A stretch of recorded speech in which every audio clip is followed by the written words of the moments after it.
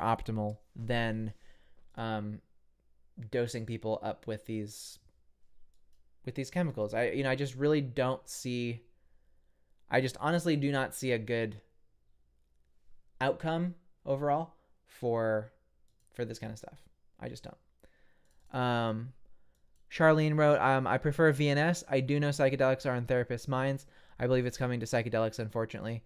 Yeah, I mean, hey, not if we have something to do with it, right? I mean, if I think that this kind of thing could circumvent the dependence on psychedelics. I have some personal experience with actually, like, I was able to experiment.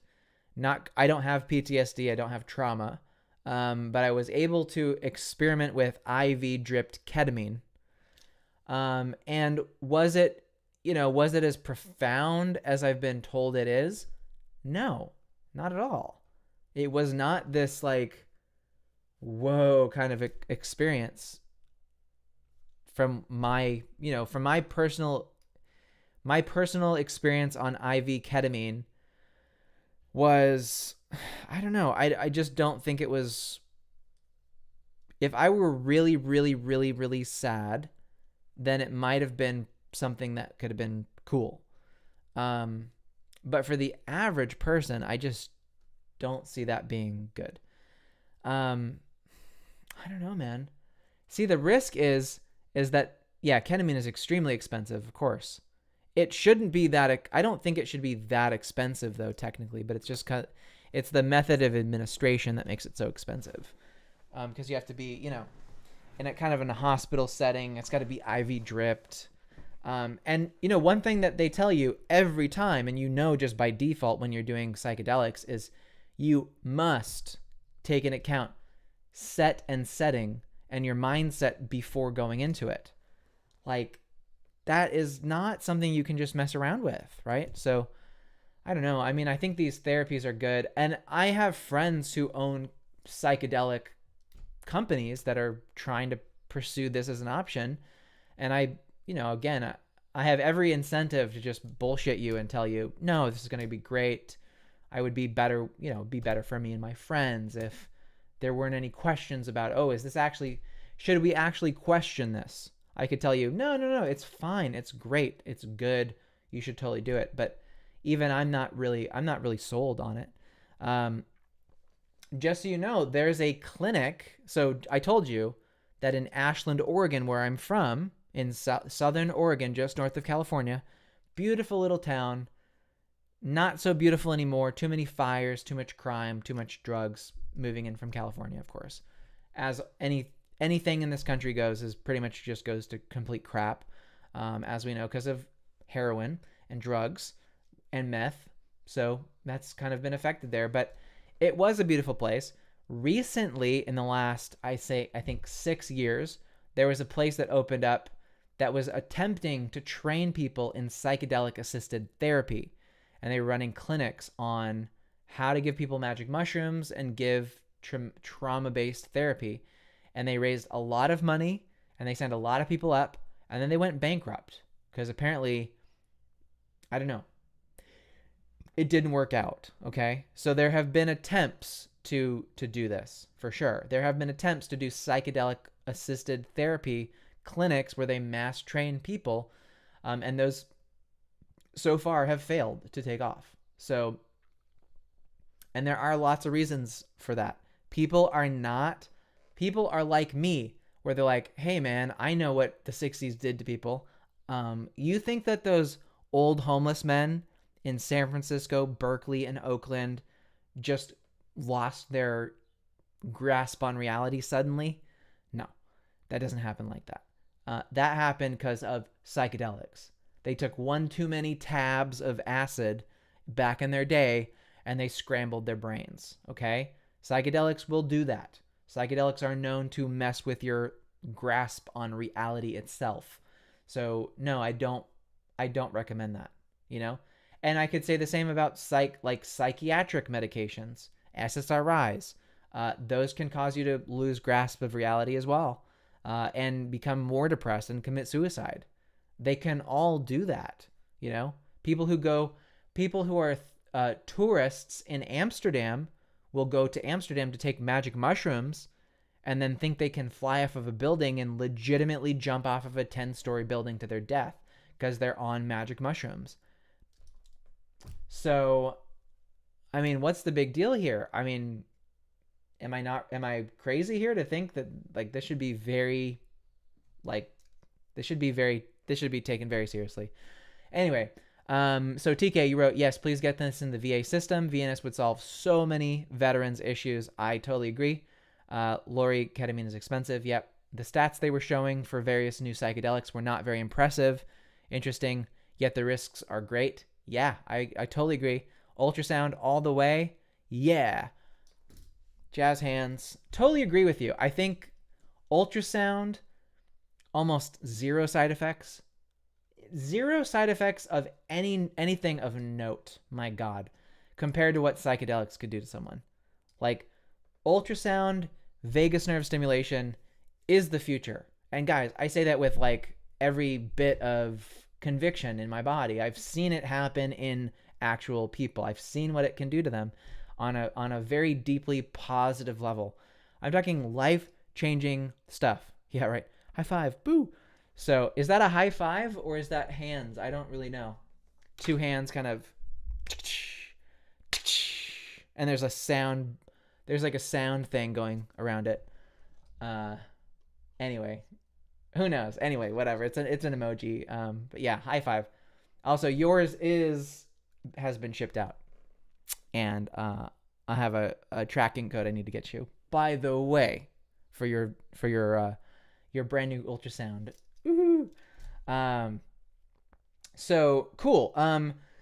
So yeah. Anyway, basically, just to cut to the chase, I just wanted to make a kind of a response here to this whole psychedelic assisted therapy thing, and just say that I think that there are better options here. I don't think that we're locked into taking psychedelics. I get that there's a deeply empathetic perspective here for people to want to provide a better therapy than what's available right now. And I totally get that. And who would blame you, right? Like, makes absolute sense to try and do that. But we have to be very careful to think that saying things like, raising our collective consciousness and raising our vibrational levels, is that something that sounds good? That sounds just like, though, making more paper clips. In my mind, this is the risk of human AI, of humans. Humanity could be our biggest risk. And be like, yeah, we need to raise everybody's vibration. What are we going to do when people's vibrations are low?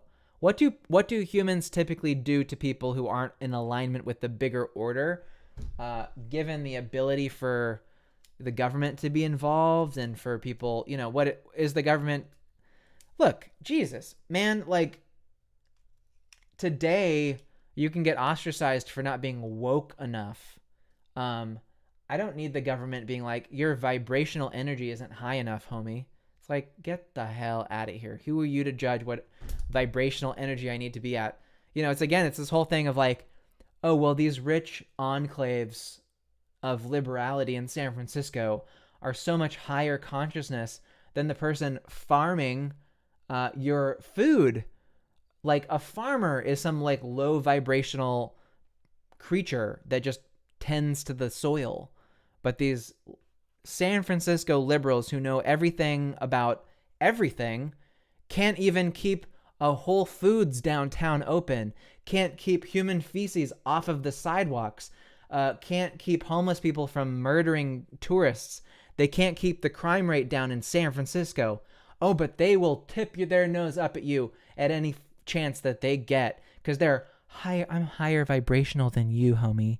Okay, my vibrational energy is so much higher than you, but I can't even manage a city with billions of dollars to keep people safe.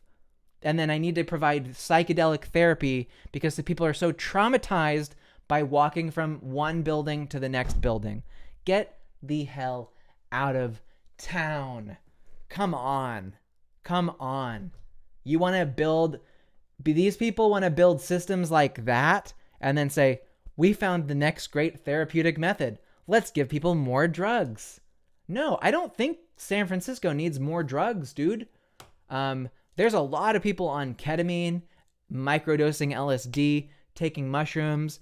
On the higher level, the rich people, there are people even in Silicon Valley smoking DMT vape pens and, doing like ayahuasca on demand. I don't know, man. Just something seems a little bit off about that. To me, personally, I'm out. Like I'm a no on that. I'm not going to let those folks in San Francisco dictate what therapy should look like for the rest of us. Like, because that's what's going to be the next thing. And have you heard of the Adderall shortage? There's some 80 plus million, maybe it's 20 per, yeah, it's something like 80 million Americans right now are on Adderall, and there's an Adderall shortage, and these people's lives are being just absolutely ravaged. So I don't know what to tell you. But in closing, what I did respond to her as well, and this could be a higher position, a higher maneuver on the subject, which is the concept that maybe we live in a simulation, like a computer simulation, yeah, where we're all playing characters in some kind of a big video game called Planet Earth. And, a simulation of humans is designed to help the person who created the computer simulation to learn more about human behavior. So if we're all down here on planet Earth, simulation Earth, basically, we're all kind of like computer code, like the Matrix or something like that, then we're simulating behavior so that the creator of the simulation can learn more about what human behavior is like. And maybe, look, the facts are that basically almost everybody on the planet takes some kind of a drug. There are psychedelic drugs, there's alcohol, there's cigarettes, there's SSRIs, there's pharmaceutical drugs, there's every kind of drug under the sun. Even people who get addicted to vagus nerve stimulation and breathing, who knows? Maybe that's a form of the simulation too. So maybe the simulation is designed to, in part, find what is the best way to get high. And that all of our lives are really just a simulation for the creator to understand, well, if I mix a little bit of this and a little bit of that and a little bit of this, then that's going to get me really nice and good and high. It's going to get my buzz really going. So maybe that is the simulation. That is one aspect of the simulation, is to understand how to best get high. So in that case, then go hog wild. Get high, do your thing, have fun. Who cares? I don't know. I'm certain that some people believe the who cares part anyway, so why not? Just be safe, okay? Because what am I going to do? Go on here and... You think I'm legitimately going to change people's behaviors if they're addicted to drugs? No, they're not going to change just because I said so. So, I don't know.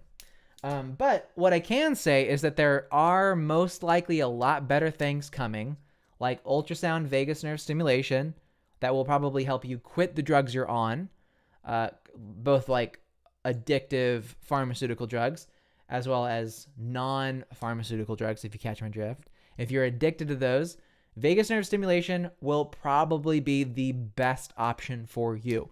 Did you know, by the way, that the FDA just approved opioid withdrawal treatments that are vagus nerve stimulator devices?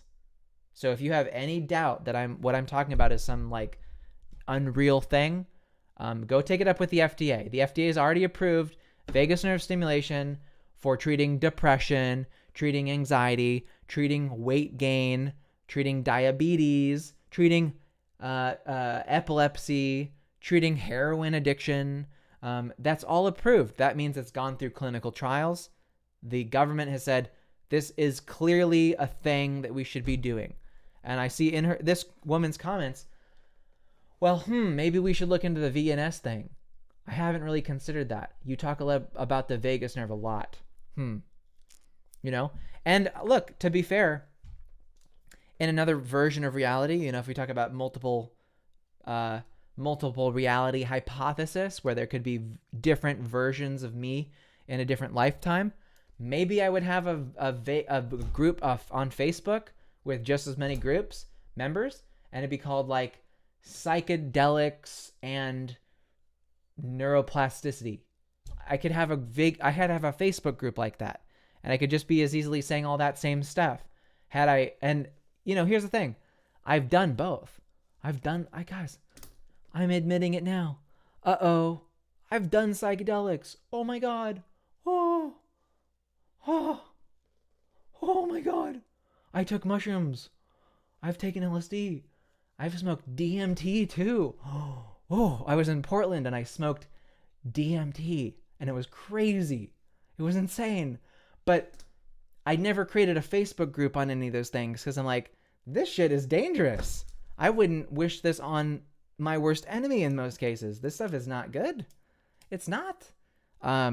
But I could see how someone who's desperate for answers, for solutions, who's seen really bad stuff, be like, yeah, you know what? I would, if it could be therapeutic, which it is for some people maybe, but it's hard to say because it's like, you say like, well, because I took psychedelics, you say, I'm just saying, if you're somebody named Bob, maybe Bob says, well, I took therapeutics and it gave me some deep realizations or revelations about the nature of my life and my purpose here on the planet. And it really gave me some insight that's really carried with me through my whole life. And I doubt that happened. But it could, you could convince yourself that was the case. I'm probably not being as generous to people who are, more psychedelic oriented than I am. And I apologize for that. Again, these are my thoughts here, right? As someone who literally does perform therapy treatment with vagus nerve stimulation all the time, I do know what I'm talking about. I'm not a psychotherapist, but you don't need to be a great psychotherapist if your patients are all stimulating their vagus nerve consistently. You don't have to be good at getting into someone's head and, being a head shrink if all of your patients are stimulating their vagus nerves consistently. A little bit of that, that human to human connection, that eye contact, that compassion, and that kind of like, hey, I'm hearing you out and let's try this.